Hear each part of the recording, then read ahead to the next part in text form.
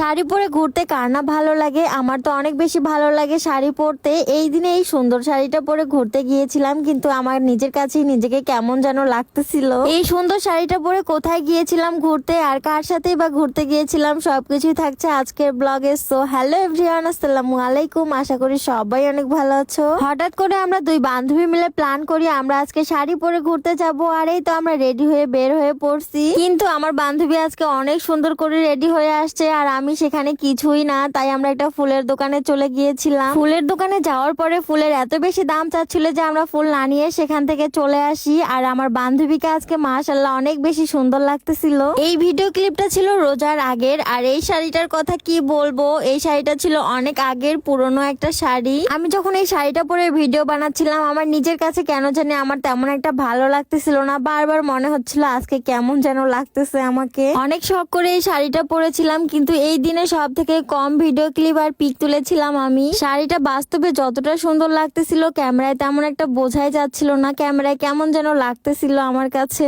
যাই হোক, আমি আর আমার বান্ধবী মিলে আজকে চলে আসি একটা পার্কে। পার্কের লোকজন তেমন একটা ছিল না, কিন্তু এই দিনে আমরা খুবই কম সময় এই পার্কে থেকেছিলাম, কারণ কিছু সময়ের মধ্যে পার্কটা বন্ধ করে দিয়েছিল। এই শাড়ি পরে কিছু ভিডিও ক্লিপ আমি অনেক আগেই পোস্ট করে দিয়েছিলাম, যেটা দেখে তোমরা অনেকেই বলেছো এটা অনেক আগের পুরনো একটা শাড়ি। কিন্তু পুরনো হলো শাড়িটা বাস্তবে অনেক বেশি সুন্দর ছিল। আর এই তো এখানে আমার বান্ধবীর কিছু ভিডিও করে দিচ্ছিলাম আমি। এই দিনে বিকাল বেলা সূর্যটা দেখতে মাশাআল্লাহ অনেক বেশি সুন্দর লাগতেছিল, ভিডিও শেষে তোমরা দেখতে পারবা। যাই হোক, আজকের ভিডিওটা এই পর্যন্তই। সবাই ভালো থাকবা, সুস্থ থাকবা, আল্লাহ হাফেজ।